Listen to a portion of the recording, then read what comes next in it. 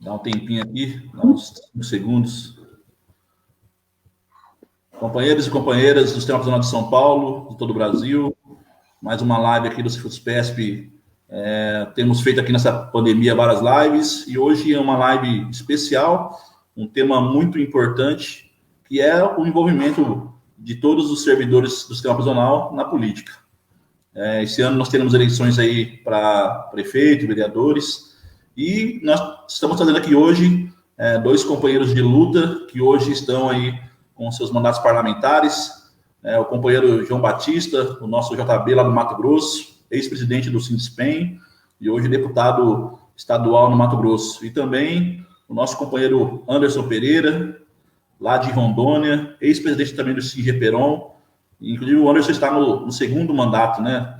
Ele pegou uma metade. Então, esse é um debate que aqui em São Paulo, companheiros, nós temos trabalhado bastante no grupo de WhatsApp.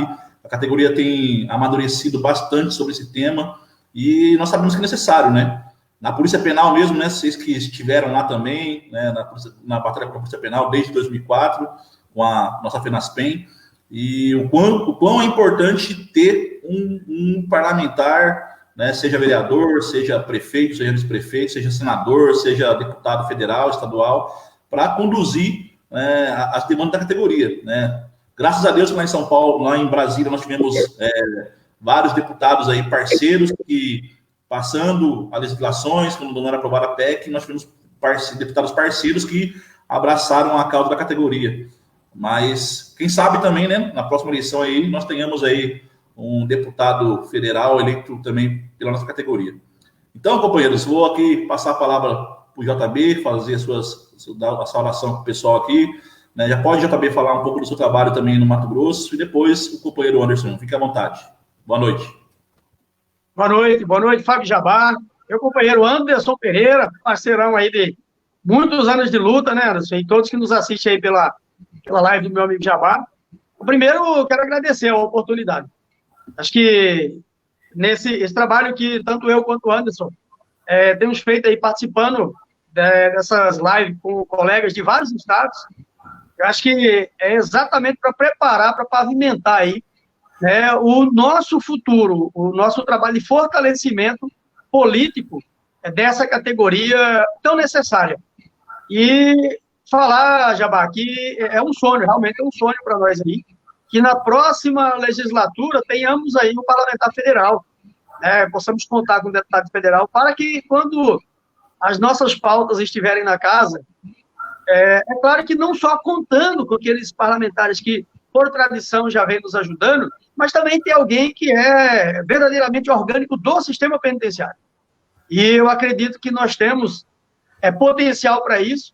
Talvez o que nós não tínhamos antes era exatamente esse entendimento da necessidade. Então, nós já temos vários vereadores eleitos, Brasil afora, já é uma força política.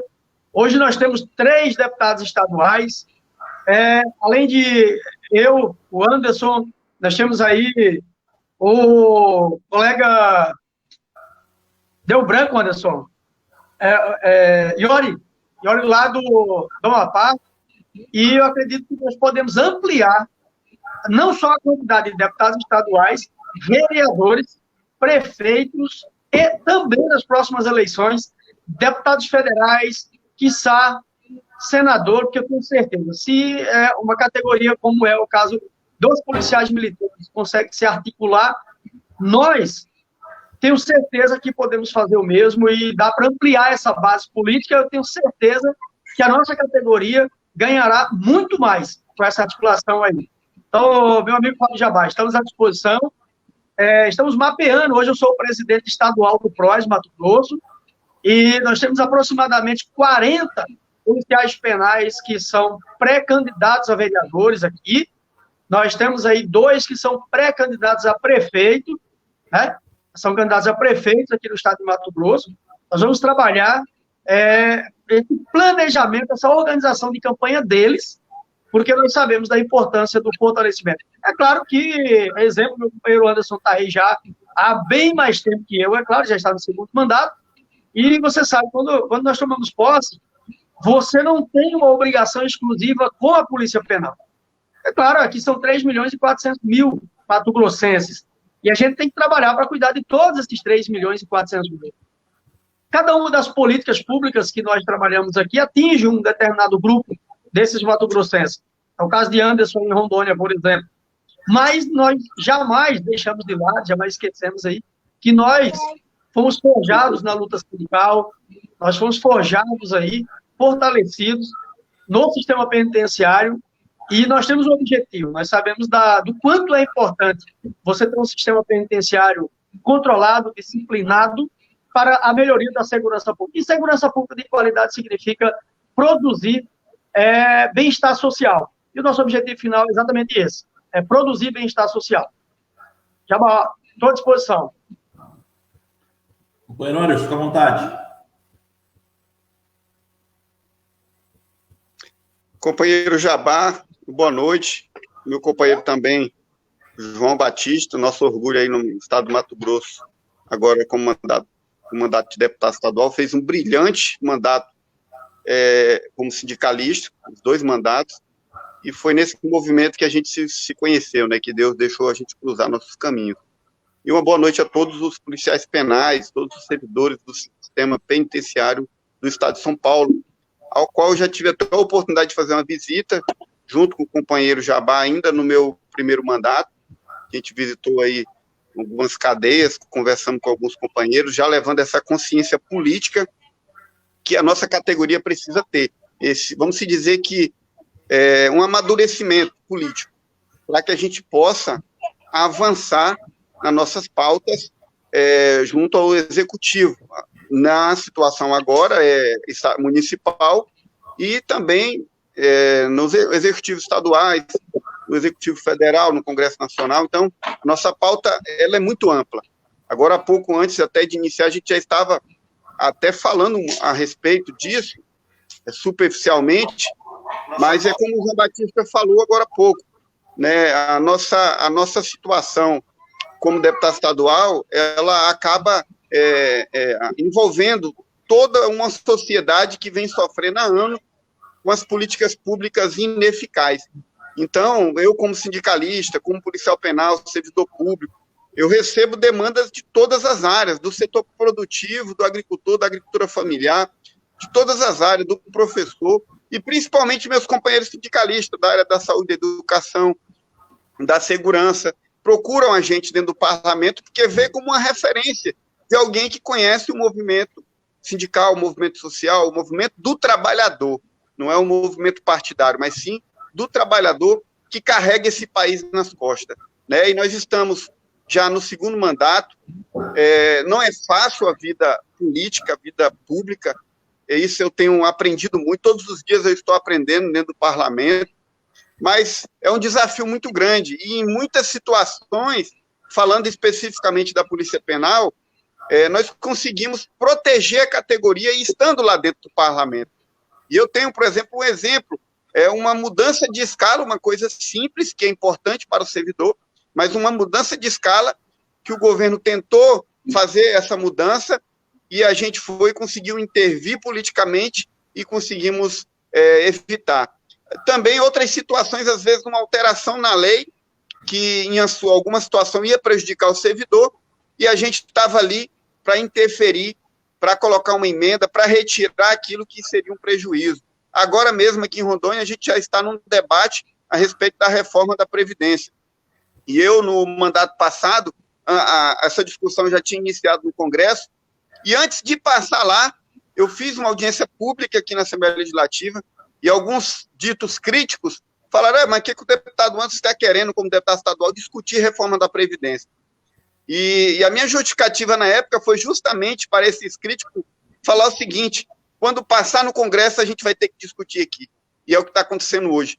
Em São Paulo eu vi toda a polêmica que aconteceu, a humilhação que os servidores, os trabalhadores passaram dentro da Assembleia Legislativa.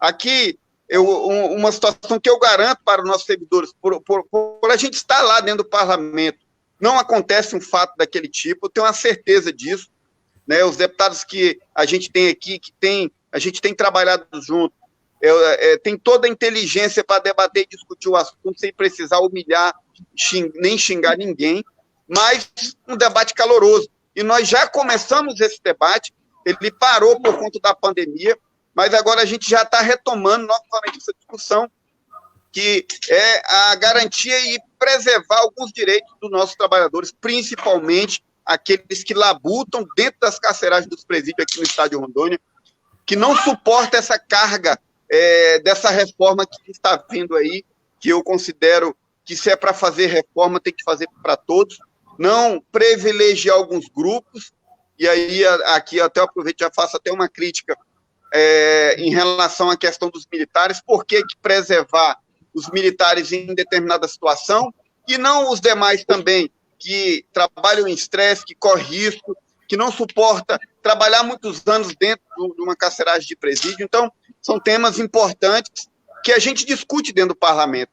E nessas eleições agora, que vários municípios irão lançar os seus candidatos a vereadores, a gente tem que dar uma atenção especial à nossa classe, aos pré-candidatos que a nossa classe está lançando, e não só eles. Aqui tem cidade que às vezes não tem um policial penal saindo, mas tem alguém que é simpatizante da categoria, que quer se comprometer com as nossas causas, porque a importância de um vereador dentro de um parlamento municipal é muito grande. A gente pode entrar numa discussão de moradia, porque muitos servidores moram em regiões de risco, né? E isso existe muitos projetos importantes, que é de competência do município, e dá para buscar, inclusive, recurso federal para se conseguir moradias para esses trabalhadores. Então, o vereador é importante nesse sentido, dentro do parlamento municipal, e assim discutir aquelas demandas dentro do município que atinge a gente como sociedade, como população, como morador de bairro, que sofre, às vezes, sem uma pavimentação asfáltica, sofre, às vezes, por falta de água, sofre, às vezes, por não ter um atendimento público, às vezes até numa coleta de lixo. Então, muitos municípios no Brasil têm uma realidade diferente, e a gente precisa ter alguém que conhece essa realidade, que vá defender essas ideias e pensamentos. Então, é assim que eu cumprimento a todos, uma boa noite, já iniciando aí um pouco da discussão dessa noite, e estamos aqui à disposição para qualquer questionamento, qualquer dúvida que os companheiros quiserem tirar com a gente vai estar aqui contribuindo também, aprendendo um pouco com vocês. É isso aí, JB, isso aí, Anderson. Eu aqui, né, eu me dou aqui o prazer de falar na intimidade, não chamar por deputado, porque foi assim que nós nos conhecemos na luta, o JB, o companheiro Anderson. E o JB, você falou algo bem claro para nós, que eu acho que assim, eu também já estou, né, desde 2004 na luta sindical, e a gente fala da formação política, né? Eu acho que a questão de ser sindicalista, de você lutar pelo direito, né, de alguém defender uma categoria, e no meio dessa luta você vai conhecendo o pessoal da saúde, o pessoal da civil, você vai conhecendo várias categorias, vai apoiando, de repente, um trabalho municipal, no sindicato municipal, vai entendendo a pauta, porque hoje nós estamos com uma política que está sendo, que está endemonizando o servidor público, né? Então, nós temos aí uma política que tudo é culpa do servidor, o servidor é parasita, tem a bomba no bolso do servidor, e, na verdade, o que a gente tem feito aqui até no trabalho do FUTSPESP é desmentir isso, né? Porque até os países ricos, mais ricos, eles têm um número bem maior de servidores públicos, porque, na verdade, o serviço público, a população tem que entender que está sendo devolvido para ela o imposto que ela paga, né? Todos pagam imposto. Então, você comprou, né, por mais que a pessoa não ganha, ganhando um salário mínimo, você foi lá no bar tomar uma cerveja, foi comprar uma carne no açougue, você está pagando imposto. Então, esse imposto ele é voltado para a população em volta de serviços públicos. Então, eu acho que esse debate, quando, né, eu também lembrou bem, é claro que o policial penal, né, quando eleito, igual vocês, né, foram eleitos, vocês também vão cuidar da população em todo, e tem essa facilidade, porque ambos os debates que nós participamos, de várias frentes, quando somos convidados, e a gente sempre vai aprendendo, né? Isso aí, é verdade. Com certeza. Para você ter uma ideia da importância dessa formação política, Jabá, eu acho que o movimento sindical, ele tem perdido muita força. Ele tem perdido muita força no Brasil inteiro. Você testemunha de que, com todo esse pacote aí de reforma trabalhista, reforma da Previdência, você vê que o movimento sindical ele acabou diminuindo muito o seu poder de, vamos dizer assim, de argumento, de enfrentamento. Então, é necessário, ainda hoje eu tive uma reunião aqui com membros do Fórum Sindical de Mato Grosso, e é algo que eu falei para eles. Já tem um tempinho, desde que eu assumi a cadeira na Assembleia Legislativa, que eu já vinha falando para eles. Existe uma questão de modernização de novos métodos de luta, entendeu? Porque nós estamos observando que esse enfrentamento que a gente fazia no passado, ele hoje já não se faz mais ser tão produtivo como era no passado. Então, ou nós criamos novos métodos de luta, e aí vem a questão da formação política, a inserção dessa classe trabalhadora, no caso aqui, por exemplo, a Polícia Penal, a inserção dela na política, porque as decisões, muito embora haja mobilização por parte aí do movimento sindical e das categorias, mas a decisão final, ela é exercida onde? Lá na política. São os gestores, são os políticos que decidem, não é verdade? Então, isso que eu tenho tentado colocar para o movimento sindical aqui no estado de Mato Grosso, desde que assumi, eu analisando ali o comportamento de colegas de parlamento, de pessoas da legislatura passada, a quem a gente buscava pedindo apoio para a apresentação e aprovação de pautas prioritárias aí de determinados segmentos. Então, hoje, a formação política, para as nossas categorias, ela é tão importante quanto a formação sindical. Porque não vai ser só o movimento sindical que vai fazer com que o trabalhador mantenha aqueles direitos adquiridos, que não são regalias, pois regalias é algo que não tem contrapartida. Direito nós ganhamos, mas damos uma contrapartida, né? Então, a formação política, a partir de agora, será vital. Se o movimento sindical quiser realmente manter os direitos adquiridos, tem que trabalhar a questão da formação política e o engajamento político das categorias. Companheiro Anderson. Então, eu concordo com o João. A formação política é muito importante. O policial penal, esse amadurecimento político que a classe está tendo em todo o país. Rondônia, nós iniciamos esse movimento político, vamos dizer assim, em 2010, aqui em Rondônia, uma candidatura de um companheiro, né, que nem está mais no nosso meio, faleceu esse ano, até aí em Cuiabá, o Duarte, foi fazer aquela corrida dos reis, né, e ele passou mal, um aneurisma, e faleceu. Então, a gente iniciou ali com ele, e aí a gente deu continuidade através do movimento sindical. O que eu tenho percebido, o João falou com muita propriedade, o movimento sindical ele está sendo direcionado como se fosse um movimento de esquerda no país, justamente para perder a força da luta do trabalhador. Então, todo e qualquer movimento que envolva movimento sindical, movimento de trabalhadores, é movimento de partido de esquerda. Então, isso leva com que a opinião pública hoje seja contrária àquele movimento. E eu vejo isso muito com um olhar muito ruim, porque acaba enfraquecendo os movimentos. Porque os movimentos que eu vejo, eu nunca fui de partido de esquerda, mas eu venho do movimento sindical. Mas eu me sinto como representante do trabalhador. Eu não represento a classe elitizada. Eu não represento o empresário, a elite. Eu trabalho, claro, para as empresas crescerem, para o meu estado desenvolver, melhorar a sua receita. Mas eu venho desde a minha origem, quando eu comecei a trabalhar aos 9 anos de idade, eu venho do movimento do trabalhador. Aonde eu conheci a política foi lá dentro do movimento sindical, nunca militei nem sequer em partido. E eu vejo assim, um trabalhador quando está lutando pelos seus direitos, ele não quer dizer que ele está levantando um movimento de esquerda. Infelizmente, principalmente no meu estado aqui, que o governo que ganhou é na mesma linhagem do Bolsonaro, ele está tentando endemonizar qualquer tipo de movimento que seja voltado à luta do trabalhador.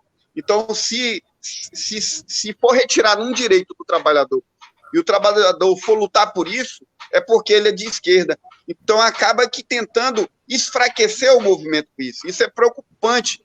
Então, é aí que eu trago, mais uma vez, e chamo a atenção de todos que estão nos assistindo aqui, para a gente se politizar. E a gente só vai ter voz, porque o movimento sindical se enfraqueceu justamente por isso que eu falei. Né? E aí criaram situações para, inclusive, acabar o imposto sindical, já deu mais uma enfraquecida, porque sem recurso não se faz movimento, acabou.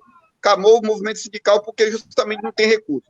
Então, se a gente não vir para dentro da política, aonde se decide, como o João mesmo falou, a gente vai ficar para trás.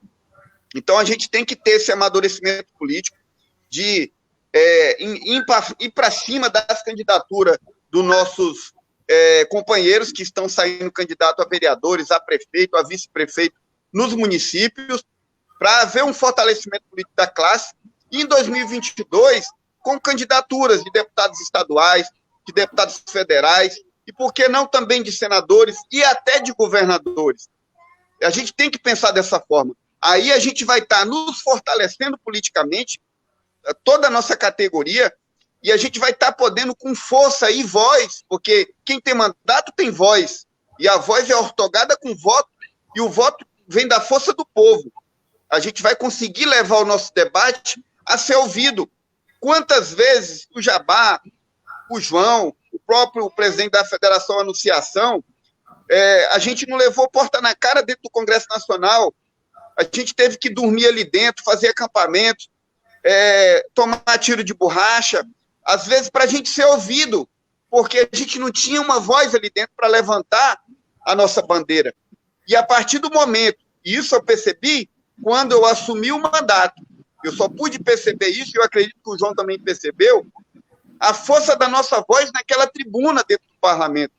Na hora que a gente levanta ali uma pauta da categoria, a gente está falando ali para vários representantes de vários segmentos da sociedade, que são os deputados que estão ali no mandato, que eles vêm de vários segmentos, e eles vão começar a entender a nossa pauta. Porque uma coisa é eles receber um presidente de sindicato da federação, outra coisa é ele receber um policial penal com mandato, e ele fala, quem é você? Eu sou o deputado Anderson. Quem é você? Eu sou o vereador Anderson, ou o vereador Pedro. Então, assim, é totalmente diferente. É alguém que tem voto, é alguém que o povo falou, quero como meu representante. E é esse discernimento que a nossa classe precisa ter. E São Paulo, eu sempre falei isso dentro do movimento sindical, antes da gente ter a Fernaspen, São Paulo, Minas Gerais, esses estados maiores, eles têm uma importância dentro do Congresso Nacional muito grande. Imagine, eu não quero menosprezar o meu estado, claro que o meu estado é um estado pequeno, a gente tem aqui menos de 2 milhões de habitantes, nós temos eleitor aqui, 1.800.000 eleitores aqui no estado, então é um estado considerado proporcionalmente, a nível nacional, um estado pequeno, importante economicamente, que tem crescido muito, se destacado no grão como na pecuária, né? Então tem crescido bastante, mas no cenário político é um estado pequeno. Então eu coloco São Paulo, Jabá, nesse cenário como muito importante, a gente já pensando em 2022, se organizando, elegendo vereadores e prefeitos, agora nessas eleições do estado de São Paulo, para 2022 a gente pensar em colocar um deputado federal, policial penal, no Congresso Nacional. É uma bancada muito forte dentro do Congresso, a bancada de São Paulo, a gente sabe disso. E para levantar as nossas pautas, que com a aprovação da PEC da Polícia Penal vai ser inúmeras, a gente precisa ter, é uma necessidade ter. A gente ter, inclusive, se a gente conseguir, tá lá na bancada da bala, conhecida lá no Congresso Nacional, montar a bancada da Polícia Penal lá dentro. E é dessa forma que a gente tem que pensar. Mas essas eleições municipais, elas são primordial para esse momento que nós vamos passar em 2022. A gente ter base, e a base é o vereador para a gente conseguir esse feito lá na frente. Né? Então, é assim que eu encerro minha fala, pensando dessa forma e tentando levar essa semente desse meu pensamento, que desde quando eu comecei no movimento em 2011, no movimento sindical, eu tenho tentado levar dentro da nossa federação e nos estados. E agora eu percebo que muitos têm entendido esse recado. Eu lembro que em 2014, quando eu fui candidato pela primeira vez, eu tive, vamos se dizer, muita audácia, porque eu estava no primeiro mandato no sindicato. Até na época, eu acho que o João lembra, eu falei, João, sai candidato a deputado também. O João falou, não, eu vou consolidar o mandato, vou para a reeleição do mandato sindical, e aí depois a gente vai pensar nisso. E eu já meti a cara logo, porque a minha ansiedade da gente ter voz dentro desse parlamento era muito grande. Então eu meti a cara, fiquei suplente, fui bem votado, aqui no estado fui o 21º, mas fiquei suplente, e depois Deus me deu a oportunidade de assumir o mandato, 2 anos, e agora na reeleição consegui voltar para o parlamento. Então, assim, foi audácia, foi coragem. Então nossos companheiros também têm que ter essa coragem, não tem que ter medo, não. Agora só tem uma forma da gente ganhar dos grandes, porque nós somos pequenos. A gente ganha dos grandes se unindo, se multiplicando. E o João, inclusive, lá no Mato Grosso, fez uma estratégia muito interessante, que até eu acredito que ele vai citar. E essa estratégia, ela tem que ser levada para cada município, para cada companheiro, porque a eleição de vereador é voto a voto. Toda esquina tem um vereador. É a eleição mais difícil que tem é essa. Porque toda esquina, às vezes, sai numa família, sai 2, 3 candidatos. Então, é eleição complicada. Se a gente não for multiplicador, a gente não vai conseguir. É isso aí, companheiros. Eu acho que algo que está ficando claro aqui em São Paulo, eu gostaria de relembrar um pouquinho a nossa história aqui no sindicato, nós retiramos a antiga diretoria, o sindicato tinha perdido total credibilidade da categoria. Hoje, depois, quase 2 anos, no ano passado, a gente se uniu, montamos o Fórum Penitenciário com o Sindicop, que é da base também aqui, e o Sindasp, Então, nós estamos trabalhando unidos aí de quase um ano e meio, que nós estamos unidos também na luta pela categoria. E agora, sim, nós temos conversado dentro desse Fórum Penitenciário sobre a eleição, sobre a política, sobre as eleições para vereadores, eleições para deputado na próxima. Agora é de vereador, de prefeito, E em vários, eu participei de mais de 15 grupos de WhatsApp, todos os meus diretores do sindicato também participam aí, e a gente vê que é um clamor, a categoria ela clama por um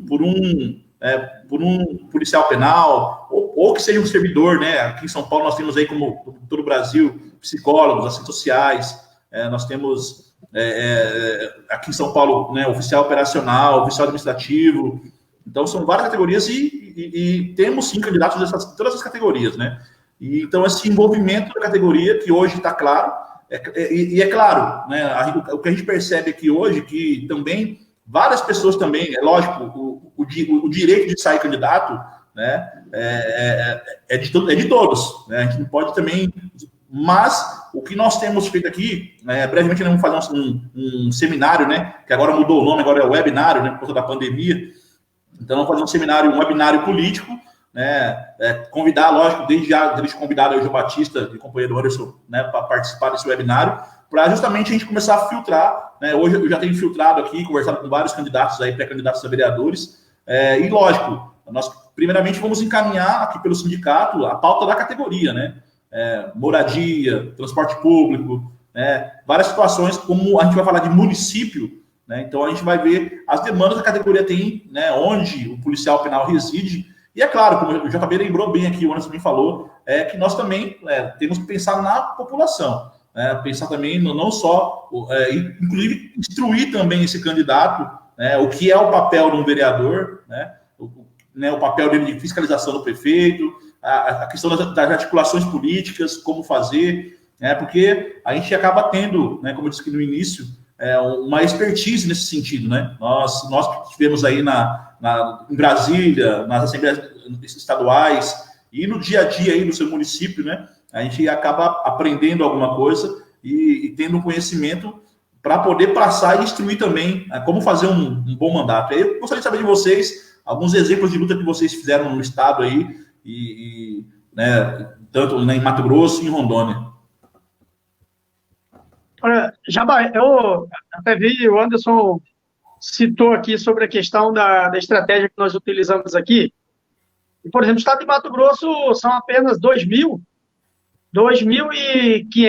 hoje 2.600 hoje, policiais penais. Colocando aqui todos os servidores do sistema penitenciário, nós temos hoje aproximadamente 3.100 servidores. Então, esse contingente não seria possível de eleger um deputado. Mas nós lançamos alguns desafios por onde nós passamos. E posso dizer que foi a campanha mais barata que teve aqui no estado de Mato Grosso. Porque ou você, no caso de uma disputa, ou você tem dinheiro, ou você tem base. Como nós não tínhamos dinheiro para criar toda a estrutura necessária, nós apelamos para a nossa base. Nós levamos o convencimento para esse pessoal da importância de que cada um deles, se verdadeiramente entendia que era necessário ter um representante da Assembleia, ele tinha que, naquele momento, fazer um compromisso consigo mesmo, e que ele precisava conquistar 10 votos, que é o que nós lançamos aí, o mais 10. Então, esses vereadores, os pré-candidatos a vereadores que nós temos, seja no Mato Grosso, Rondônia, São Paulo, inclusive Jabá, Jabá sabe, tem um irmão que é policial penal aí em São Paulo, inclusive também conhecido, amigo de Jabá aí. Então, fazer com que essas pessoas, elas se conscientizem da necessidade de ela ir convencer, dela ir conquistar o voto, né? Se você tem um Jabá que é candidato e você conhece a história de Jabá, e você sabe o compromisso do Jabá, é você se comprometer em conquistar 10 votos, né?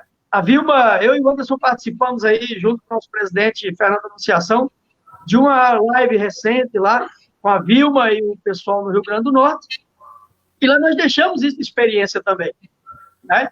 Deixamos isso de experiência. Então, nós precisamos fortalecer essa base, começando aqui pelos vereadores, prefeitos, lá no futuro, ampliando o quadro de deputados estaduais, se Deus quiser, deputados federais e do Senado também, por que não?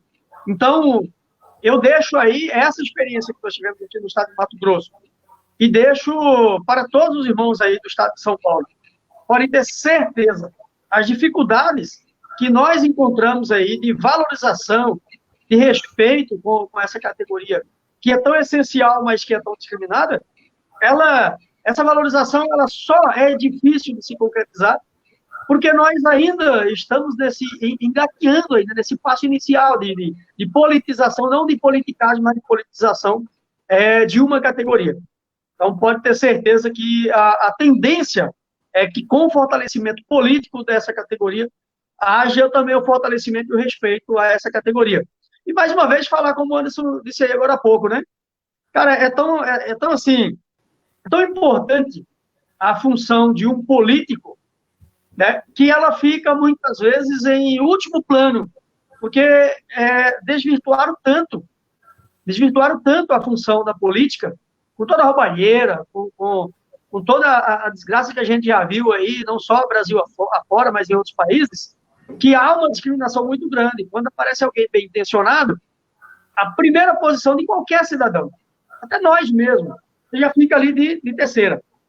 E, na verdade, nós temos que dar oportunidade de pessoas que têm uma história, no meu caso, o Fábio Jabá, meu amigo aí de mais de uma década, parceiro de lutas, né? Você deixa que pessoas dessa natureza, que já tem uma história, que diz um marqueteiro político muito, muito famoso, muito conhecido, Jabá, chama Carlos Maianelli. Maianelli, em um de seus livros, ele diz o seguinte, que uma campanha, para ter sucesso, ela tem que ter, no mínimo, 3 ingredientes. O postulante, ele tem que ter uma boa história, ele tem que ter um passado ilibado, ele tem que ter um bom passado ali, para apresentar, um bom planejamento de campanha, isso é possível, o movimento sindical ele é muito bom com planejamento, com lutas, e você tem que ter boas propostas de campanha. É claro que tudo isso, muitas vezes, no período eleitoral, ele é substituído por um outro ingrediente que não é republicano e que faz parte, infelizmente, ainda da política, das campanhas até nos dias de hoje, que é a questão do dinheiro. Mas para pessoas como nós, que vêm da base, pessoas que não têm capital financeiro para oferecer e que não têm essa índole, essa má índole de querer conquistar no dinheiro, nos resta atender aí as orientações de Carlos Maianelli, apresentar a nossa história de luta, realizar um bom planejamento de campanha e ter boas propostas. E aí convencer, aí não digo só o nosso eleitorado, porque os nossos companheiros de luta, eles têm que ser mais do que eleitor, como eu já cobrei, inclusive funcionou para a gente aqui. Ele tem que ser o nosso coordenador, ele tem que ser o nosso cabo eleitoral, ele tem que ser a nossa segunda voz, ele tem que ser aquele que entra na casa dos colegas de trabalho e de toda a população, de toda a sociedade, levando a nossa imagem, as nossas propostas, para que tenhamos verdadeiramente sucesso. Até porque aí já são ditados aí que em qualquer lugar você ouve. Para você fazer um bom trabalho, você tem que ter um mandato. E para ter um mandato, você tem que ter voto. E para ter que ter voto, você tem que ter pessoas que acreditam na gente e vai lá e vota. Então, a gente deixa mais essa experiência aí, Jabá, para os nossos irmãos de São Paulo e todos que nos assistem aí pela live. Estou vendo que, inclusive, tem colegas aqui do estado de Mato Grosso que já estão acessando, estão participando aí, estão mandando comentários. Companheiro Anderson, fica à vontade. Jabá, na sua pergunta aí, a respeito de algo que a gente fez no parlamento já, como deputado, na legislatura passada a gente fez vários feitos, né, importantes. Nessa agora, que tem pouco tempo que a gente agiu, chegou um projeto de lei na Assembleia, veja a importância da categoria ter representação no parlamento, né? Então, chegou um projeto na Assembleia Legislativa aqui do Estado para contratação emergencial em todos os setores do Executivo, inclusive na Polícia Militar, né? Colocou o sistema prisional, colocou tudo, o governo. Eu peguei aquele projeto, eu sou aqui vice-presidente da CCJ, da Assembleia, conversei com o presidente, solicitei a relatoria do projeto, ele distribuiu, no dia de distribuir, eu assumi a relatoria, e aí eu fui analisar o projeto, e ali eu consegui convencer os demais pares que ali era um cheque em branco, se a Assembleia aprovasse aquele projeto, para o Executivo colocar a alavonter, vamos dizer assim, apadrinhados políticos dentro do Executivo Estadual. E, inclusive, seria até uma lei inconstitucional, porque existem alguns critérios para contratação temporária. E ele misturou saúde, misturou obras, misturou tudo, misturou com segurança pública. Então, a gente sentou com o governo, dentro do que a gente sentou com o governo, a gente conseguiu fechar alguns acordos para alterar o projeto, justamente com emendas. Eu fiz essas emendas e consegui preservar uma possível contratação temporária dentro do sistema prisional, e o governo, inclusive, queria na atividade fim. A gente estava naquele processo da aprovação da PEC ainda, lá no Congresso Nacional, e aí eu consegui segurar ali o projeto, aprovou a PEC. Quando aprovou a PEC, a própria Procuradoria do Estado falou: agora o Estado não pode mais, no sistema prisional, contratar para atividade fim, a não ser que seja área administrativa.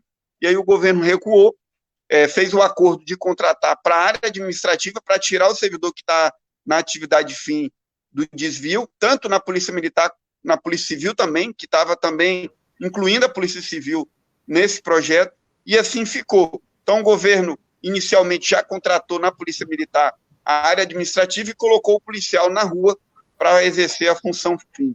Na Sejus, na nossa secretaria, ainda não aconteceu, e na Polícia Civil ainda não, mas parece que também vai acontecer. Então, isso é um fato que eu estou contando aqui para os companheiros, para ver da importância, porque às vezes não tem uma voz lá dentro para defender os interesses da classe, né? E aí acaba acontecendo isso no calar da noite, e quando você vai descobrir, já está acontecendo. E você não teve nem a oportunidade de discutir, de levar o seu pensamento, de sentar com o governador, de explicar, com conhecimento da causa, com conhecimento de quem veio lá da ponta, né? Então, eu falei isso para os companheiros, e teve diversos projetos que passou pela Assembleia, que a gente conseguiu ali, ou inserir a categoria, ou até suprimir algo que traria um certo prejuízo para a classe, dentro de algum projeto de lei do Executivo. E a gente fica ali na Assembleia, e eu sou que eu fico atento a tudo, né? Eu acho que eu sou um dos deputados que eu leio todos os projetos do executivo que chega ali, e às vezes leio até dos meus companheiros os projetos de lei que eles apresentam, e eu fico atento a cada detalhe, porque não sei se acontece com o João lá no Mato Grosso, mas vem muita pegadinha no meio desses projetos do executivo, né? E a gente, se a gente não ficar atento, você aprova algo que é até contra, às vezes, os seus princípios, né? E aí você se complica politicamente com a sociedade de uma forma geral. Então eu fico atento, às vezes acontece, não sei se no Mato Grosso também acontece, o projeto chega no mesmo dia já vai para a ordem do dia, né? Não tramita nas comissões, e aí ninguém tem conhecimento, aí você tem que pegar ali o pouco conhecimento jurídico que tem, na hora da sessão, sem advogado, sem ninguém, pegar o projeto, ler o projeto, tentar entender, e ali já tecer uma opinião, e até convencer os demais de uma possível rejeição, ou até mesmo de apresentar uma emenda. Então, você tem que pensar rápido, agir rápido, para poder, às vezes, proteger a sociedade de uma possível maldade que está inserida ali no meio. E isso acontece com frequência dentro do parlamento. Acho que o João já passou por isso. Eu vejo que o João também é da CCJ lá no Congresso, eu estou profetizando o Congresso para o João, lá em Mato Grosso, né? Mas, assim, é gratificante quando a gente vence, quando a gente consegue convencer os demais, porque o parlamento, você tem um voto só. E se você não conseguir convencer os demais, você é voto vencido. E, graças a Deus, a gente tem conseguido aqui, na pauta que a gente tem colocado, convencer cada um. E agora a gente está nessa discussão da reforma, e eu estou conseguindo ali convencer cada um. Inclusive, o Executivo mandou a Polícia Penal, o Sistema Socioeducativo, a Polícia Militar, a Polícia Civil, mandou a gente num parágrafo só, e deu, assim, na Polícia Militar não, porque lá não tem questão da idade, que já veio da Nacional. Mas, para a Polícia Civil, para o Sistema Socioeducativo e para a Polícia Penal, a gente está tudo no mesmo barco. E eu já conversei com o Sindicato da Polícia Civil aqui, já conversei com o nosso pessoal do Sistema Socioeducativo, que inclusive criou o sindicato agora. Estou aqui num embate na situação sindical com o nosso sindicato, mas a gente, como veio de lá, a gente sabe o que fazer, né? Então a gente está nessa discussão, pelo menos para a gente conseguir tirar a idade e deixar somente o tempo de contribuição, que é o justo com a categoria, né? Não só com a Polícia Penal, mas com a Polícia Civil também, o Sistema Socioeducativo, que trabalha numa função extremamente estressante, que para mim, esses menores é mais bandido do que os maiores. Então eu tenho um carinho muito especial pelo Sistema Socioeducativo. Já atuei, inclusive, aqui no Estado, como agente penitenciário dentro do Sistema Socioeducativo, e eles estão numa situação muito complicada. Então, assim, eu defendo muito eles dentro do parlamento. Fiz uma lei aqui, que eu sei que é inconstitucional, mas a gente conseguiu aprovar para eles, só para dar exemplo para os companheiros, um porte de arma estadual para o Sistema Socioeducativo, e eles estão portando, inclusive o Estado já deu a funcional deles, estão portando armas, e ninguém, assim, foi prejudicado. A Polícia Militar aceitou, a Polícia Civil, a PRF, PF, ninguém aqui criou causa com eles, eles compram as suas armas registradas e usam esse porte, que foi uma bandeira nossa, uma luta nossa aqui na Assembleia Legislativa. Foi um embate muito grande para passar esse projeto na CCJ, justamente porque é um projeto constitucional, mas na hora de decidir, a decisão foi política e a gente conseguiu beneficiar essa classe tão sofrida no nosso país, também, que é do sistema socioeducativo. Jabá,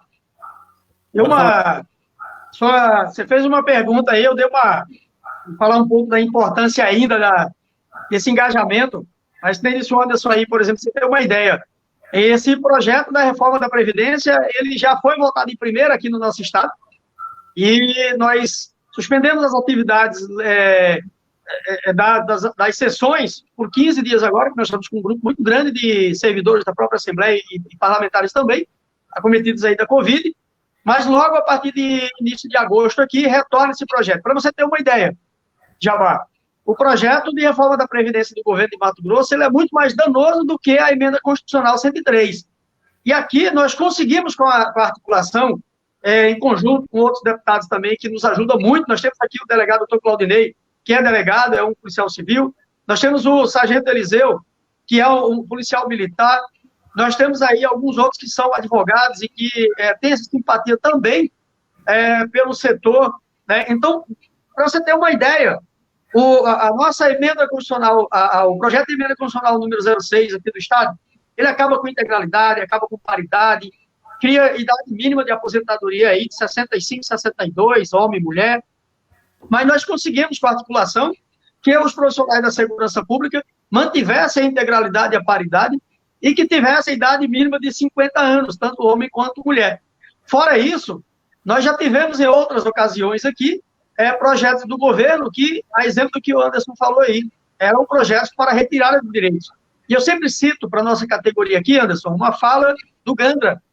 O Gandra ficou muitos anos lá em Brasília, na FEPOL, representando as polícias civis dos estados. Numa conversa que eu tive com ele, ele me falava o seguinte: muitos policiais, às vezes, reclamam, falam, olha, já tem muitos anos e a gente não consegue mais nenhum direito. Infelizmente, de acordo com na situação que nós estamos vendo, a classe política, hoje a gente já não consegue mais avançar e garantir novos direitos. Mas nos especializamos em uma função, que é trabalhar para não perder os direitos já conquistados. Então, hoje, o principal ponto, além daquilo que a gente já conquistou para os nossos servidores, também para o sócio-educativo, e aí eu, mais uma vez, eu digo que o Anderson e eu, nós temos aí vários pontos em comum. Essa de ter trabalhado no sócio-educativo é mais um, Anderson, porque durante 3 anos, eu também trabalhei no sistema sócio-educativo aqui, como agente penitenciário, é claro, fazendo a segurança da unidade lá, onde também fui gerente de uma das unidades sócio-educativas, chefe de equipe, gerente, coordenador, onde aprendi bastante, e também tenho essa consciência de que aqueles servidores necessitam do olhar nosso, principalmente nós, que hoje eu posso dizer que eu também represento não só a Polícia Penal, mas todos os servidores do sistema penitenciário, do sistema socioeducativo, auxilio muito no trabalho aqui para a manutenção dos direitos das demais forças policiais. Então, eu falo para você que se não fosse o fato de termos um policial penal na Assembleia, com certeza hoje o sistema penitenciário do Mato Grosso, nesse novo governo que assumiu em janeiro de 2019, pode ter certeza que a Polícia Penal teria perdido muito. Com todo o enfrentamento que a gente vem fazendo, ainda estamos aqui num período de estagnação. É claro que temos aí a criação da Polícia Penal aqui no estado de Mato Grosso, por exemplo. Apresentei já foram 3 textos diferentes. Mas por que tudo isso? Porque, pelo fato de ter um policial penal dentro da Assembleia Legislativa, eu fiz questão de dar voz ao nosso sindicato, à categoria. E aí o pessoal fala, olha, nós queremos tentar emplacar esse texto. O primeiro texto tinha ali criação de corregedoria, nós até condicionamos isso aí. Ou, às vezes, o parecer ele é técnico, ou às vezes é político. Né? Mas o parecer técnico foi vedado. E aí o sindicato nos apresentou um outro texto, e agora nós estamos com um já praticamente concluído para a votação, e acredito que em agosto agora nós estaremos aí com a criação da Polícia Penal de Mato Grosso, exatamente através de um projeto de emenda constitucional de autoria do deputado João Batista. A questão dessa terceirização que o Anderson falou aí, por exemplo, a gente vê constantemente chegar mensagens aqui, e aqui também acontece, Anderson, o governo do estado mandou uma mensagem, e embutido nessa mensagem tem sempre um jabuti. E aí, se você não lê atentamente, se você não faz esse link com a legislação já vigente, e você começa a analisar, fazer uma leitura analítica da coisa, quando você menos espera, você tem uma terceirizada fazendo a função, que hoje é executada pela Polícia Penal. Então, eis aí, muito boa pergunta do Jabá, eis uma das principais importâncias aí para a manutenção de um policial penal no parlamento. É isso aí, companheiros. E, JB, você tocou numa palavra aí, privatização, que ia ser aquilo, o próximo tópico nosso. Tivemos aí, na semana passada, aí o escândalo revelado daquilo que nós já sabíamos, quando nós já denunciamos lá em Brasília, né, quando combatemos lá em Brasília, aquela lei que está lá guardadinha ainda, né, para privatização, e aí tivemos o escândalo de Ribeirão das Neves, né, essa tentativa todos os governos, inclusive o governo federal está com jabuti lá guardado, né? Eu não esqueci não, que o Paulo Guedes já falou também, que eles também querem privatizar, né? Graças a Deus conseguimos aprovar aí com muita luta a Polícia Penal, a emenda constitucional, mas mesmo assim os governos estaduais não estão nem aí para a emenda 104. Aqui em São Paulo nós atualizamos a nossa ação judicial, né? Porque o grande filão nós sabemos que é o trabalho do policial penal lá dentro, tanto é que Ribeirão das Neves, né? Foi agora descoberto aí, está sendo investigado, né? A questão do desvio de verba, e o companheiro Adeilton, né? Nosso companheiro Adeilton lá, o ex-presidente do Sindasp de Minas Gerais, ele já alertou aqui no Congresso ano passado, o Congresso da FENASPEN, né? Ele alertou aqui para a questão do que era feito lá em Minas Gerais. E, né, até, né, puxando um gancho aí, quando a gente falou sobre a privatização, né, passar para os companheiros como estão aí no estado de vocês, se tem as iniciativas dos governos estaduais, também aí com a privatização tanto em Rondônia como no Mato Grosso. Deputado Anderson. Eu quero cumprimentar, Jabá, aqui o Ronaldo Rocha, meu companheiro aí, que começou esse projeto lá em 2009 ainda, está aí assistindo a live, é vice-presidente da FENASPEN aqui da região norte, está nos assistindo. Também aí o companheiro Orlando, né, que falou aí que acompanha nosso trabalho, quero agradecer a todos que acompanham a gente. É importante, eu tenho falado muito dos meus discursos, principalmente na campanha, que é muito importante você acompanhar o político, aquele que você vota, sendo vereador, prefeito. Se você votou no camarada, você tem que fiscalizar ele, você tem que cobrar. Então, eu gosto de ser cobrado, porque às vezes você está meio, vamos dizer que não está enxergando aquilo que você precisa fazer. E aí chega alguém que votou em você e fala, deputado, está acontecendo isso, eu recebo muita questão na minha rede social. Está acontecendo isso, eu preciso que eu veja. Tem uma estrada lá que o DR tem que ir lá arrumar. E aí eu vou lá com o diretor do DR, peço e tal. Então, é importante esse feedback, essa participação da sociedade no mandato da gente. É uma das questões importantes, não só votar, mas também acompanhar. Aqui no estado de Rondônia, o governo, em relação à terceirização, nunca foi colocado de uma forma muito efetiva, né? Nem pelo governo que saiu, e o governo atual, que, coincidentemente, é um coronel da PM aqui, do Partido Bolsonaro, ele na verdade, do Partido Bolsonaro, que o Partido Bolsonaro está sem partido. Na verdade, ele foi secretário nosso de Justiça, e na época ele teve uma ideia de montar uma chamada cogestão, que seria uma empresa junto com o Estado, administrando esse presídio. Alguns estados já acontece esse modelo. Acredito que Manaus, onde teve todo aquele problema de rebelião, matança, tem um modelo parecido dessa cogestão. Depois que explodiu Manaus, que os presídios caiu lá, aí eles recuaram em relação àquele modelo. Mas o que se fala muito aqui, e eu acredito que o governo não desistiu, ele, como agora aprovou a PEC da Polícia Penal, e aí os secretários de Justiça do Brasil, eles têm se reunido, e eles estão discutindo um modelo. Eu sei disso porque eu tenho conversado com o nosso secretário aqui, né? O nosso secretário é o Marcos Rito, acredito que o Jabá ou o João deva conhecer.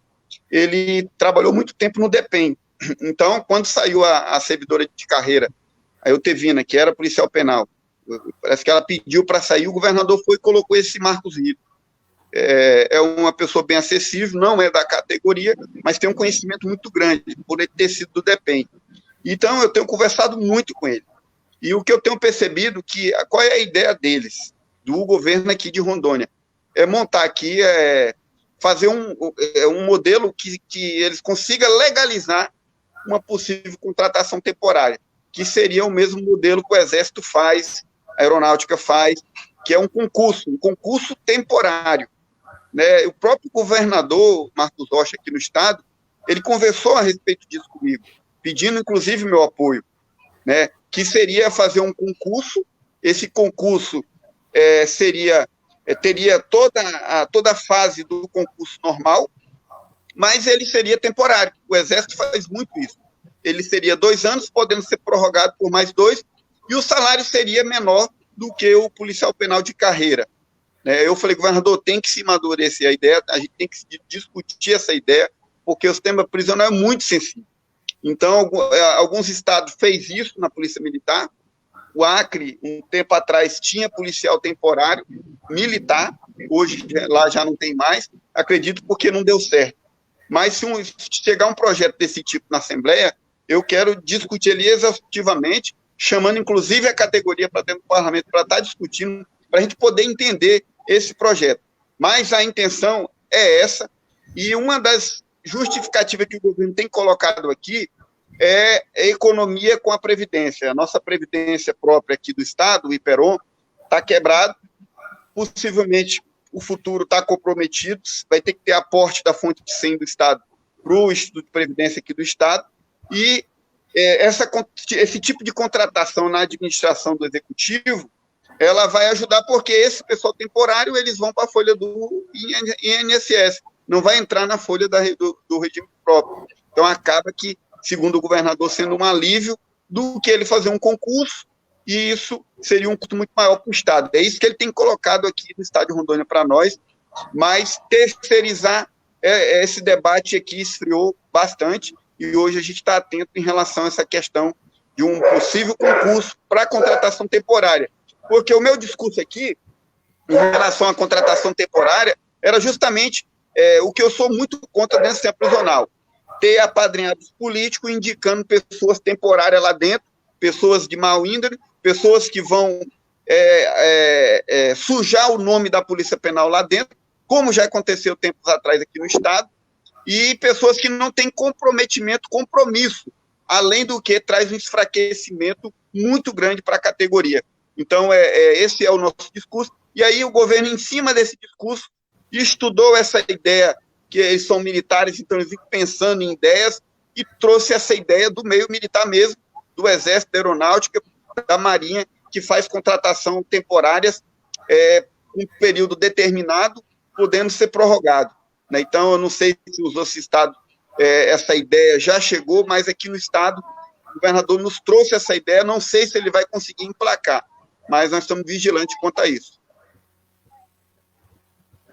JB, como está a situação aí de Mato Grosso em relação à privatização do sistema prisional? Jabá, aqui, na verdade, desde 2012, aqui nós temos o MTPAR. O MTPAR ele tem um estudo em cima de uma possível instalação de uma PPP. Naquele período, os estudos apresentados aí davam conta de que cada preso saía em torno de R$5.000 para o Estado, porém, com a aprovação da Polícia Penal, a função de segurança do sistema penitenciário tem que ser exercida por um policial penal. Então, você vai colocar aí que, no mínimo, cada preso passaria a custar em torno de R$7.000, 8.000, quando que hoje, aqui no Estado, nós temos aí um custo de aproximadamente R$3.600 mensal por preso. Então, por enquanto, isso resta prejudicado nesses modelos, né? A questão de cogestão, aqui, tiveram aí alguns loucos no passado que andaram discutindo, mas também viram que não prosperava.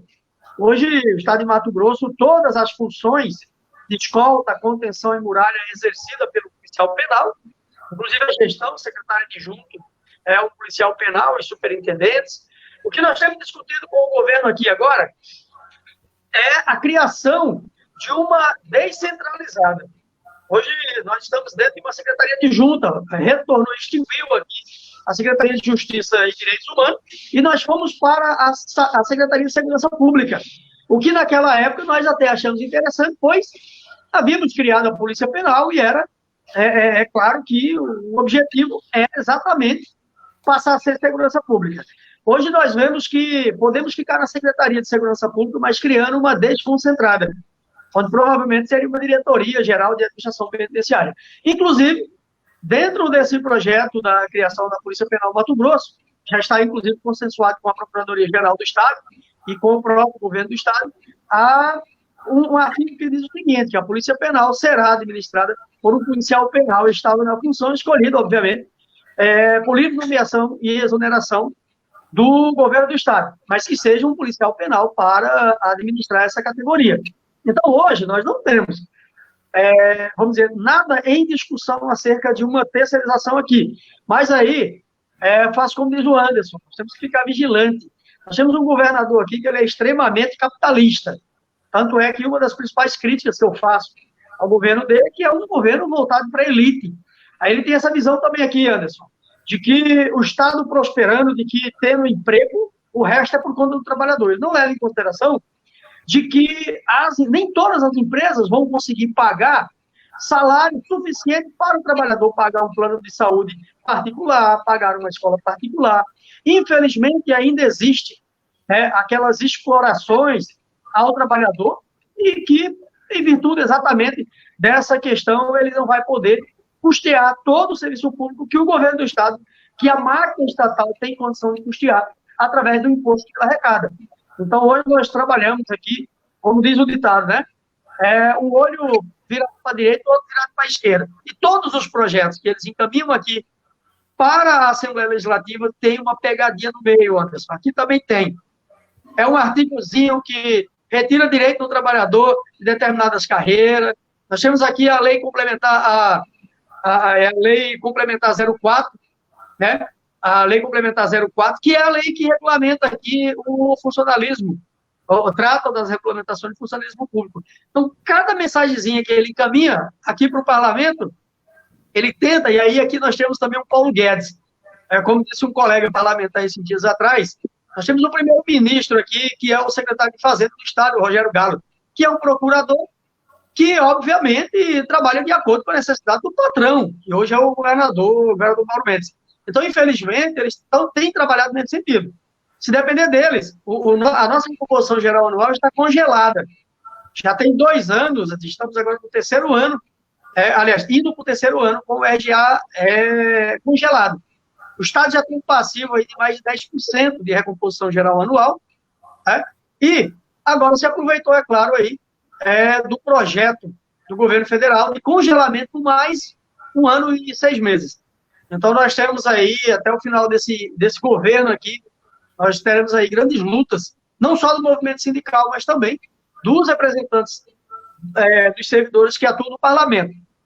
Nosso trabalho aqui tem sido exatamente esse. Cuidar de toda a população mato-grossense, mas jamais esquecer daqueles que arriscam suas vidas, arriscam a sua convivência social, né? Porque nós não temos vida social como cidadão comum. Às vezes, alguns populares não compreendem essa nossa defesa, fala que nós temos que parar de buscar regalias para esse pequeno grupo, mas eles não compreendem muitas vezes que quando você assume nas carreiras policiais, você tem que mudar a sua vida social, o seu convívio com a família, já não é a mesma coisa. Por isso a gente vem mantendo aí esse zelo dessa categoria. Companheiros, tá muito bacana o nosso bate-papo aqui, estamos 1 hora e 2 minutos já aqui no ar, e eu acho que assim, eu acabei lembrando de uma situação, voltando aqui até um pouco do nosso diálogo aqui, e essa questão, eu até costumo dizer sempre que eu assumi o sindicato na pior época possível, né? Porque, na verdade, a gente não está lutando para ganhar, nós estamos ganhando para não perder direitos. E tudo que foi tramado, acho que a sociedade tem que saber disso, que o Anderson também falou aqui, a questão da esquerda e direita, eu sempre faço avaliação, a questão da esquerda e da direita, o Brasil, na verdade, tanto no governo Lula, governo Dilma, quem lucrou tanto também foram os banqueiros. Lógico, os partidos que têm viés de esquerda, mas que na efetividade não aplicam uma política, lógico, eles procuram, nós vimos que vários programas sociais aconteceram no governo Lula e Dilma.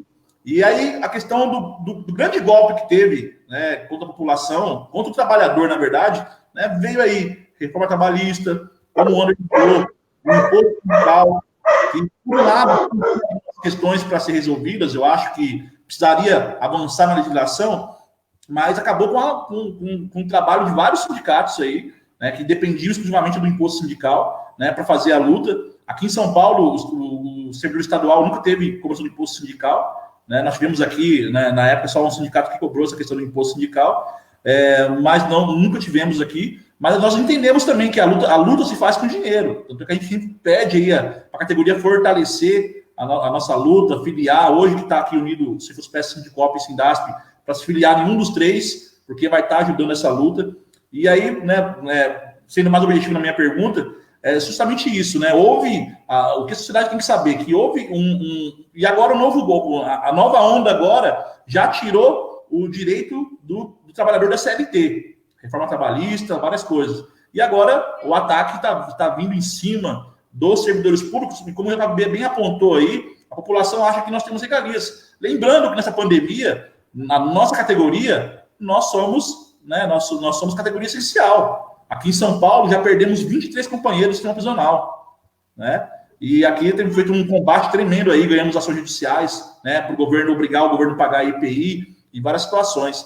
Então, assim, até para a gente partir aqui para o nosso encerramento, né, essa questão do servidor público, né, da valorização não só da nossa categoria, mas daqueles que estão trabalhando agora, e essa grande falácia, né, do governo federal, governo estadual, governo municipal, que aí veio também reforma da Previdência, que veio para o CLT, e também veio para o serviço público, e agora, né, vocês estão combatendo a reforma da Previdência do estado de vocês, aqui em São Paulo, infelizmente, já passou, tivemos que né, fizemos aqui um enfrentamento, mas não teve como não passar, né, primeiro turno por um voto, né, de um sargento que estava com a gente, e depois, na última hora, ele aprovou umas emendas dele lá, e ele, né, voltou no primeiro turno. Se tivesse sido aprovada a PEC no primeiro turno, o governo teria que mandar outro texto. Nós tivemos uma traição aqui na reforma da Previdência, e eu, né, gostaria que vocês explanassem sobre isso, né? Essa questão do trabalho, né? Eu costumo dizer sempre que quando a gente defende a categoria nossa, não é só isso, é a defesa dos serviços públicos também, né? Porque, na verdade, o que está vindo por trás agora é acabar com o serviço público, né? Porque acabando com o servidor público, acaba com o serviço público. E o combate à pandemia está deixando claro, se o Brasil é exemplo, o SUS, por mais que não esteja bom, mas é exemplo de um programa que atende toda a população, né? Nenhum país tem um SUS, né, igual o Brasil tem, né? Verdade. Aqui nós tivemos aí,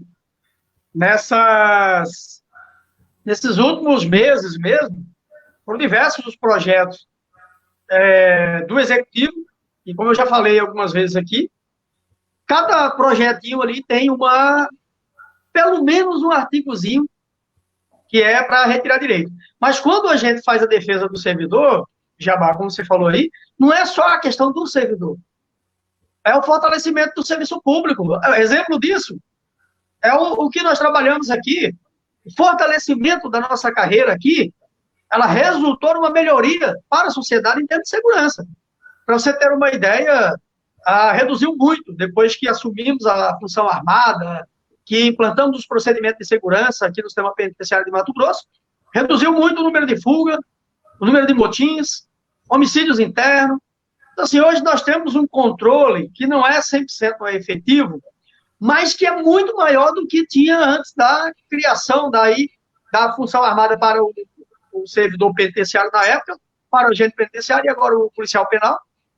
Melhorou muito a questão da segurança pública. Porque na verdade, o que deixa o cidadão indignado de pagar imposto não é o fato dele pagar imposto, é o fato dele pagar imposto e ele não ter o retorno. Ou quando o retorno vem, é um retorno insuficiente, ineficiente, e muitas vezes o recurso ele é desviado. Então, essa questão, infelizmente, da corrupção, do desvio, isso aí é histórico, isso aí tem que ser combatido, mas principalmente a população ela quer saber o seguinte: quando veio descontando ali no produto que eu comprei, veio descontando aquele imposto, isso vai me dar uma saúde pública de qualidade, vai me dar uma segurança pública de qualidade, né? Vai dar uma educação de qualidade. Então, quando você defende a valorização desse trabalhador, e eu tenho, até interessante sua pergunta, Jabá, eu tenho alguns embates constantes com o governador aqui, inclusive discussão pessoal, assim, nós dois, claro, dentro de todo o respeito possível, mas principalmente porque ele é um empresário aí, dono de mineradoras, dono de metalúrgicas, e ele tem aquela visão, exatamente aquela visão bem rígida, né, de que o trabalhador, se tiver um emprego, tem que ter emprego. Tendo emprego, o trabalhador se vira. Ele critica muito, nós temos aqui algumas reclamações dele, por exemplo, de uma senhora do cafezinho que atua lá na SEMA, que ganha 10 mil reais, mas não leva em consideração que essa senhora do cafezinho já está aí com mais de 35 anos de serviço e ela teve que se qualificar, inclusive, para ela progredir na carreira para ganhar esse salário. O motorista da Empaer, que ganha, segundo ele, 15 mil, só que esse motorista da Empaer tem 40 anos de serviço da Empaer. E hoje ele foi lá para o volante exatamente porque ele está se preparando para a aposentadoria. E ele não sabe quanto tempo esse motorista trabalhou como técnico agrícola e quantas famílias ele ajudou a alimentar quando ele foi lá dar assistência técnica, dar o resultado das suas pesquisas lá para o pequeno produtor rural ali no interior do estado. Então, eles não levam em consideração essa questão do resultado social mesmo, que essas pessoas, que esses servidores levam. O que eles levam em consideração é, eu pago 10 mil para um servidor, qual que é o retorno financeiro que eles trazem de volta? Então, é algo assim totalmente distorcido. Então, há essa necessidade. Defender o serviço público é defender o profissional, o servidor público, que é quem leva o serviço público para a sociedade. Companheiro Anderson. Então, Jabá, dentro dessa temática que você levantou, o que eu tenho percebido? Os atuais governos, eles têm tentado, vamos dizer que, endemonizar o serviço público, justamente com a intenção de terceirizar, de colocar empresas que, na maioria das vezes, é ligado a algum grupo político. Então, essa é a principal intenção. E na hora que ele vai endemonizar o serviço público, o primeiro personagem que ele tenta desconfigurar como o problema do serviço público é o servidor. Então, o primeiro personagem é o servidor. A gente tem sofrido isso aqui em Rondônia, eu tenho percebido isso no cenário nacional, que muitos governantes têm falado, o problema do serviço público é o servidor. É o servidor que não quer trabalhar, é o servidor que trata mal a sociedade quando vai lá em algum tipo de atendimento, na educação, na saúde, na segurança. Então, assim, isso tem um pouco, vamos dizer que, passado essa imagem para a população, para que o governante consiga uma opinião pública e, assim, com base nisso, terceirizar, contratar a empresa, tirar a cultura do servidor público. E a gente percebe, o que eu percebo? Como servidor público, que eu sou praticamente entre o serviço militar que eu prestei, mais o período que eu fiquei na educação e o sistema prisional, eu já tenho quase 18 anos só de serviço público. Eu tenho percebido que os maus servidores que têm deixado essa imagem transparecer. E aí, pelos maus, que são minoria, acaba que todos pagando preço. E como a intenção é terceirizar, como a intenção é colocar as empresas dentro do serviço público, acaba que isso sendo uma bandeira de muitos governantes. E aqui na Assembleia a gente tem levado essa ideia. Aqui eu já ouvi de deputados, que eu não vou citar o nome, questão até de ética, dele falar que eu não gosto de servidor público é preguiçoso, não gosto de trabalhar.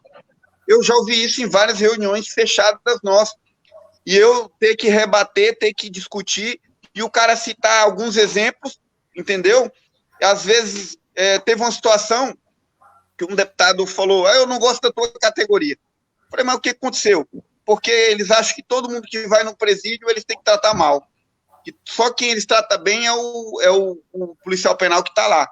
Se for alguém que não é um público externo, eles vão tratar mal, com arrogância, com ignorância. Eu falei, não, depende da situação, o que aconteceu. Aí ele falou que mandou uma equipe de assessor em um determinado presídio para fazer um levantamento, que ele tinha intenção de mandar uma emenda.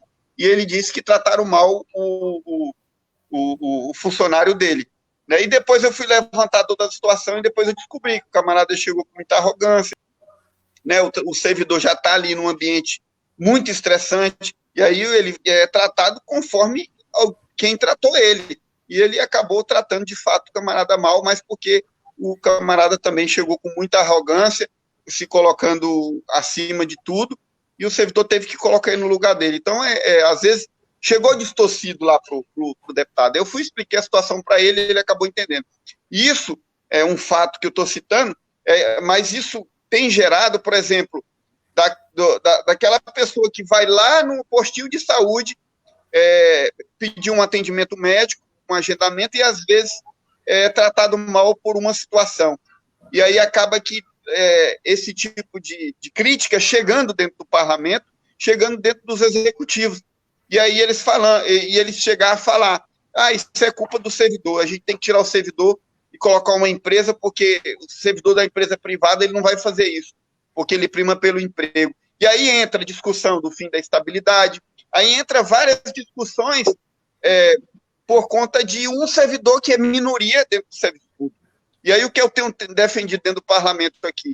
Legislação, porque o serviço público, em algumas situações, a exemplo, vou citar o sistema prisional aqui em Rondônia, a gente não tem um regimento interno, né? A gente não tem vamos dizer, uma forma de, às vezes, de punir o mau servidor. E aí acaba repercutindo mal. E isso acontece em todos os setores do serviço público. Então, a gente está atento, inclusive, nesse debate em relação a isso, mas aqui no Estado, esse debate já não está tão acalorado. Está um debate mais frio. Mas, em vez em quando, vem uma discussão nesse sentido, principalmente por parte do Executivo e algumas pessoas ligadas. Isso, lembrando que o nosso Executivo é militar, é servidor público, é militar há 30 anos, é coronel PM, então conhece o serviço público na área militar dele, conheceu o sistema prisional porque foi secretário lá por um bom período, e o próprio, eu já ouvi falando isso também, mas eu sempre repito, pela minoria não pode pagar a maioria. Eu acho que isso, algumas questões tem que rever. Quem é mal tem que pagar pelo mal que fez. Agora, quem é bom tem que ser reconhecido e valorizado. E por isso que a gente precisa fortalecer as legislações justamente para motivar o bom servidor, para reconhecer e valorizar o bom servidor. E o mau servidor, de fato, ele tem que pagar pelaquilo que ele faz. Ele plantou algo ruim, ele vai ter que colher algo ruim. Agora, o que tem acontecido ao longo dos anos é que o servidor mau não tem diferença do bom. E acaba que desmotivando o servidor bom também. E acaba sucateando o serviço público. E é isso que a gente não pode deixar acontecer. Mas como que a gente não vai deixar isso acontecer? Com legislação. É a única forma. A gente colocando legislação para que o gestor consiga exercer o seu trabalho e consiga, com isso, beneficiar o bom servidor e aquele mau servidor ele possa ser punido ou, de alguma forma, responder pelo ato dele na forma da lei. É isso aí, companheiros. Bom, vamos finalizar, vamos aqui para nossas considerações finais, agradecer aí o companheiro JB, companheiro Anderson Pereira. O que o Anderson falou aí é tudo, né? Eu acho que o governo sempre tenta justificar, né? Ele pega um mau exemplo, hoje mesmo aqui rodou um servidor aqui, um infiltrado no nosso meio, no CDP1 de Guarulhos, a gente está averiguando, e ele não representa a categoria, nunca representou, na verdade. Quando a pessoa já entra, inclusive o cidadão aí tinha 1 ano e 10 meses de casa, né? Então, a gente tem que saber que hoje também o crime organizado está bem organizado, inclusive coloca pessoas aí dentro do sistema prisional, né? E eu acho que todas as profissões, respeitando aí a Polícia Civil, a militar, mas a nossa é uma das mais difíceis, porque você tem que dialogar com alguém que cometeu um crime, e às vezes um crime até bárbaro. Eu lembro da minha experiência que meu primeiro contato com um preso foi o Manico do Parque, lá no CDP da Belém 2, quando quebrou, né, o RDD, a gente chamava de RDD na época, o Piranhão, lá em Taubaté. Os caras estavam fundando o PCC, né, e eles foram lá para o Belém 2, e no outro dia lá, quando eles foram, né, o Manico do Parque, inclusive, foi a moeda de troca. Os caras lá não mataram o Maníaco do Parque na rebelião, porque eles não queriam que desse uma visibilidade maior para o Maníaco do Parque, queriam dar uma visibilidade, né, para o PCC que estava nascendo naquela época, né, isso lá em 2000. E eu lembro que quando eu fui levar a marmita ali para o Maníaco do Parque, ele, Paz do Senhor, meu irmão, Deus te abençoe. Né, eu tinha 21 anos na época, e o quanto eu fui dormir, aquela noite eu não consegui dormir, né, tanto que um cara que tinha matado, estuprado, ele nem sabe tanto de mulheres, né, mas aquilo que fica na mente. E, lógico, atender os familiares, né? Eu acho que, às vezes, também nós somos humanos, a gente também erra, né? Às vezes, inclusive, porque nós ganhamos mal e, às vezes, de repente, o que nós estamos ganhando não está ali, não está dando para sustentar nossa família, né? Então, por isso que é bom a gente frisar bem que lá na ponta, o serviço público, quem representa o Estado lá na ponta, o policial penal, o oficial administrativo, o oficial operacional, né, o gari, né, porque ele também é o Estado, é o município ali que está sendo representado, o quanto que essa pessoa ganha, né, que fica aí o governo falando tanto e não é a realidade. Então, eu quero agradecer aí mais uma vez o JB aí, o Batista lá de Mato Grosso, pela por dar esse tempo para nós, esse tempo maravilhoso. Daria para a gente falar aqui 2, 3 horas, né? Mas eu sei que os companheiros aí tiveram afazeres nessa segunda-feira, né, aí no parlamento. Agradeço demais aí, JB, deputado Anderson, e podem ir para as considerações finais. E lógico, vamos ser. E é esse recado, né, fundamental dessa live aqui, que é falar justamente sobre os servidores do Tribunal na política, né, que é necessário para a gente poder servir melhor a população, atender os anseios da categoria, levando aí um serviço público de qualidade. Isso aí, Jabá. Mais uma vez, meu irmão, agradecer por você dar o espaço para a gente poder colocar a nossa experiência política e para que sirva de exemplo para os nossos companheiros do sistema penitenciário paulista e todos que estão assistindo, até porque a sua live está sendo acompanhada aí. Estou vendo o companheiro Ronaldo lá do Rio Grande do Norte, o Wilker, do Espírito Santo, meu irmão Orlando aí, que, como eu te falei, o Bigode, que também é policial penal aí do estado de São Paulo. Todo mundo aí nos assistindo, o pessoal aqui no estado de Mato Grosso, muita gente mandando comentários. Eu quero deixar exatamente a nossa experiência.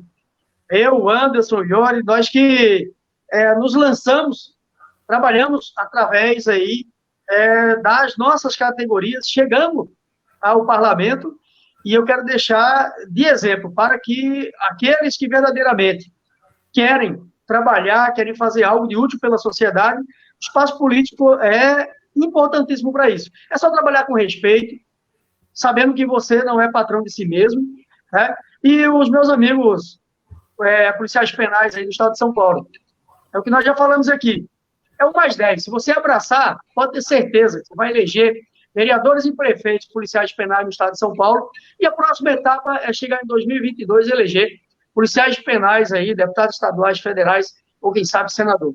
Um abração, Jabá, um abraço a todos que estão nos assistindo, meu irmão Anderson. Um abração e fica com Deus.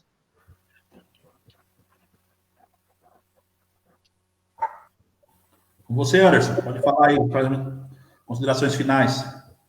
Então, quero agradecer, Jabá, pelo convite, estar participando dessa live para levar um pouco do que a gente está aprendendo na Assembleia Legislativa aqui do Estado.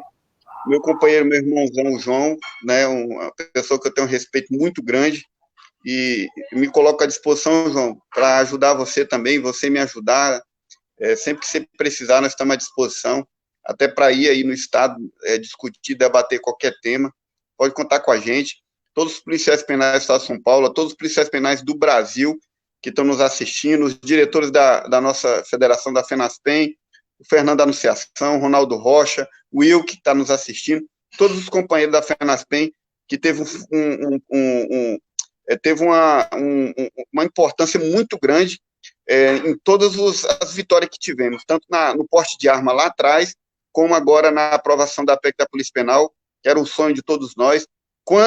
Quantos de nós não foi criticado durante essa luta? Falava que a gente só ia para Brasília para passear, e a gente estava ali, eu não sei nem o que é passear em Brasília, que nem praia tem, eu gosto de praia, era bom se Brasília tivesse praia, né? Mas não tem.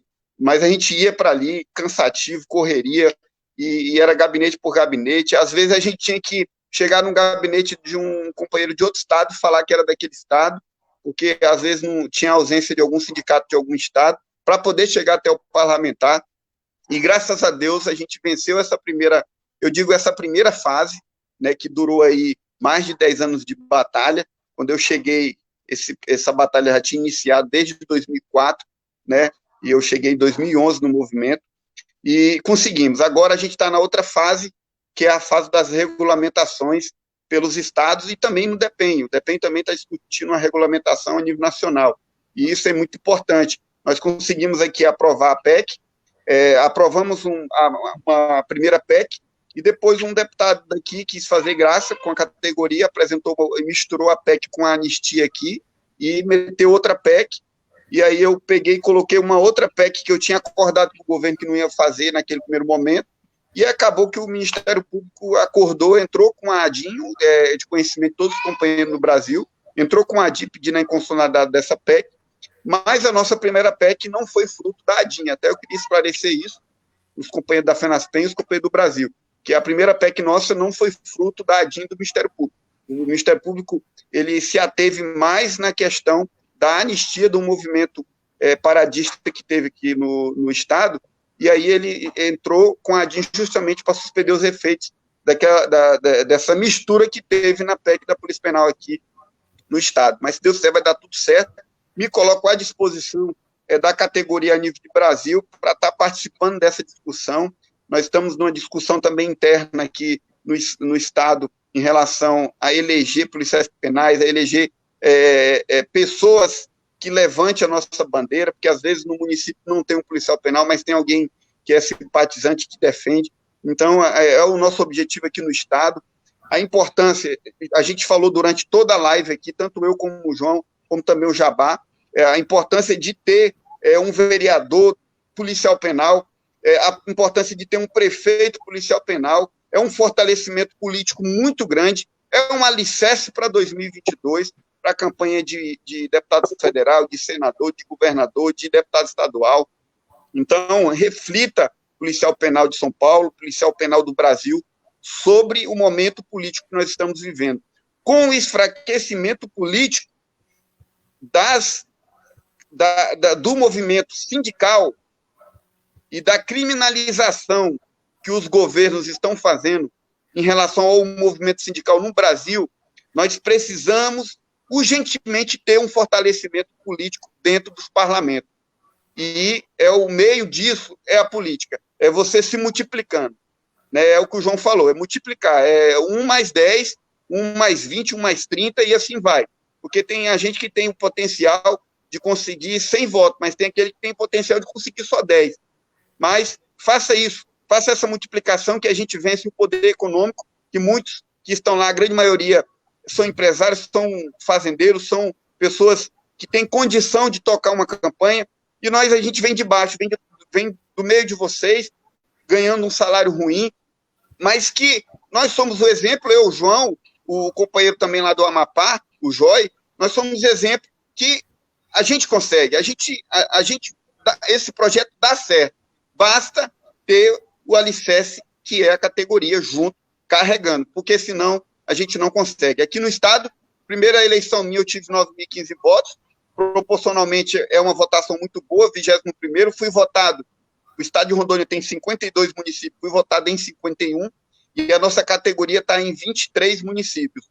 E nessa eleição, fui o 11º mais votado do Estado, com 11.429 votos, fiquei como 11º e fui votado nos 52 municípios. Então, houve uma expansão muito grande de votos, a gente conseguiu ampliar, inclusive, isso dentro da sociedade rondoniense, em algumas bandeiras que a gente levantou durante os 2 anos de mandato, e nos possibilitou esse aumento de votos. Mas sempre trabalhando a multiplicação, porque dinheiro a gente não tem. E o dinheiro é pesado durante as campanhas. Graças a Deus, a gente tem uma justiça eleitoral muito boa, que é uma das coisas que eu costumo dizer. O direito eleitoral é um dos que funciona no Brasil em relação a fiscalizar as eleições e punir aqueles que fazem o mau uso de dinheiro, que não respeita a lei, porque os que não respeitam a lei é esses que passam por cima dos pequenos, é esses que passam por cima daqueles que não têm poder econômico. Né? E quem faz a campanha limpa, a campanha séria, esses que têm dificuldade de chegar na maioria das vezes. E aí a justiça eleitoral está aí para ficar de olho nos maus políticos que querem entrar lá, a gente já sabe para quê. É só olhar a Lava Jato, que aconteceu no Brasil, que vocês vão saber por que eles querem chegar lá. E a gente quer ir para lá para defender o ideal, defender uma sociedade sofrida, defender as questões da nossa população que tem chegado até nós e, principalmente, defender um sistema prisional mais forte, reconhecido, valorizado, naqueles temas que, na maioria das vezes, a gente, como sindicalista, é limitado a chegar até lá e levar esse tema, porque a nossa voz é mais baixa. Mas quando se tem mandato, a sua voz se ergue e, com certeza, com mais força, isso chega até a sociedade. Uma boa noite a todos, e todos fiquem com Deus, e todos se protejam, e que essa pandemia passe muito rápido para que a gente possa retomar nossas vidas à normalidade. Um grande abraço. É isso aí, companheiros. Só mais uma complementação aqui, o outro golpe que eu ia dizer também foi justamente esse, que é da política. As pessoas tentam de toda forma falar que a política é ruim para os mesmos continuarem, ou para aquelas pessoas que realmente não... Porque eu acho que fazer política, tanto sindical como a política aí, né, parlamentar, dentro de um congresso, dentro de uma Assembleia Legislativa, dentro de uma Câmara de Vereadores, você tem que gostar de pessoas, você tem que gostar de gente.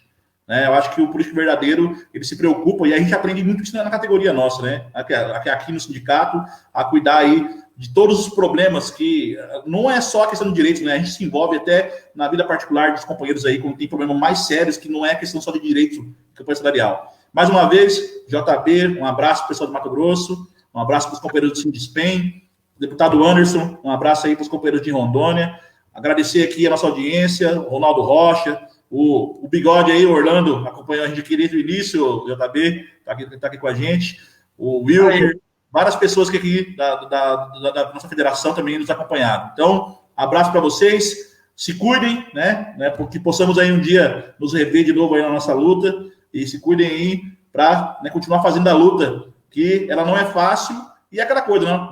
Nós acreditamos sempre, né? Por isso que nós estamos aqui e continuamos acreditando num Estado melhor, num Brasil melhor, e que as pessoas possam acreditar sempre. Vamos vencer essa pandemia e vamos aí continuar batalhando pelo direito, por serviços públicos de qualidade e também pela luta pela nossa categoria. Abraço para vocês, boa noite, obrigado. Abração, Polícia Penal! Já!